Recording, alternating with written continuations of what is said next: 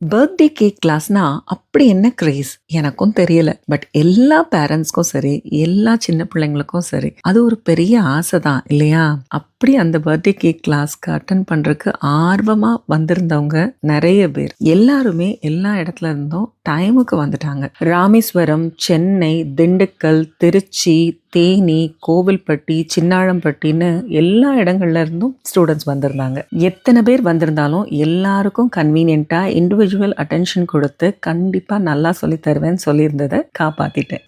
எக்லெஸ்னு எல்லா கேக் ஸ்பாஞ்சஸும் மத்தியானத்துக்குள்ளேயே செஞ்சு முடிச்சிட்டாங்க. லஞ்ச் முடிச்சதுக்கு அப்புறம் ஐசிங் ஸ்டார்ட் பண்ணோம். ஐசிங் பக்காவா எல்லாருமே இண்டிவிஜுவலா அவங்களாவே பண்ணாங்க. ஒரு தடவை சொல்லி கொடுத்ததும் உடனே தெளிவா புரிஞ்சுக்கிட்டு எல்லாருமே நல்லா செஞ்சு காமிச்சாங்க. எல்லாம் நல்லபடியா முடிஞ்சாலும் ஸ்டார்டிங்ல ஒரு ஷாக் இருந்துச்சு எங்களுக்கு. எல்லாத்தையும் கம்ப்ளீட்டா அரேஞ்ச் பண்ணி செட் பண்ணி கொடுத்துட்டு எல்லாரும் உள்ள வந்து உட்கார்ந்ததுக்கு அப்புறம் இவங்க போயிட்டு வரேன் வித்யா பாத்துக்கோ கிளம்புறேன்னு சொல்லி கிளம்புறாங்க. நான் உள்ள வந்து கிளாஸை ஸ்டார்ட் பண்றதுக்கு மைக்கை ஆன் பண்றேன். கரண்ட் போயிடுச்சு. தூக்கி வாரி போட்டுருச்சு. என்னடா பண்ண போறோம்னு. மேம் நீங்கள் ஜஸ்ட் இந்த ஓரல் செஷன்ஸ்லாம் எடுங்க, அதுக்கப்புறம் கரண்ட் வந்தப்போ நம்ம ஸ்டார்ட் பண்ணிக்கலாம் அப்படின்னு ஸ்டூடெண்ட்ஸ் கூட தைரியமாக சொன்னாங்க. எனக்கு தான் பயமாகவே இருந்துச்சு. சரி சும்மா இருக்க வேண்டாம், ஸ்டார்ட் பண்ணலான்னு சொல்லி ஸ்டார்ட் பண்ணி 5 நிமிஷத்தில் கரண்ட் வந்துருச்சுங்க. கொஞ்ச நேரத்தில் உயிர் போயிட்டு வந்த மாதிரி இருந்துச்சு எனக்கு. சில நேரங்களில் சினிமாவில் வர்ற மாதிரி லைஃப்லையும் ஷாக்கிங் சோதனைகள்லாம் வரதான் செய்யும் போல. என்ன கடவுளை நம்பினோர் கைவிடப்படார் அப்படிங்கிறத ரொம்பவே நம்புவேன். அதுக்கு அடுத்தபடியாக கணவரும் கூட இருக்கிறதுனால கண்டிப்பாக கஷ்டம் இருக்காதுங்கிறது எனக்கு நல்லாவே தெரியும். ஏன்னா இன்கேஸ் கரண்டே போயிருந்தாலும் உடனே பேக்கப்க்கு ஒரு ஜென்ரேட்டர் ஏற்பாடு பண்ணி எதையாவது செட் பண்ணி கொடுத்துருவாங்க அவங்க அப்படிங்கிற ஒரு நம்பிக்கை எனக்கு இருந்தது. இருந்தாலும் 1008 எண்ணங்கள் மனசுக்குள்ள அந்த 5 நிமிஷத்துக்குள்ள ஓடி அடைஞ்சிருச்சுங்க.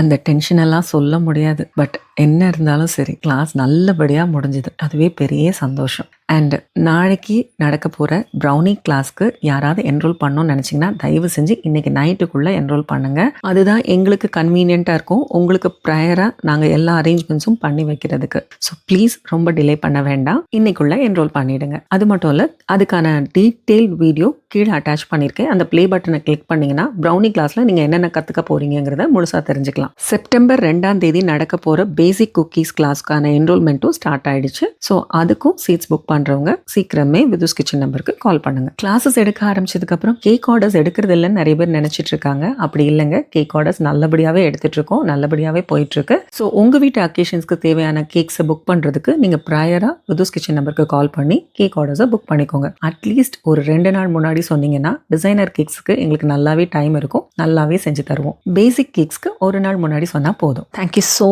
Much for your support and love. Next வீடியோவில் மீட் பண்ணலாமா?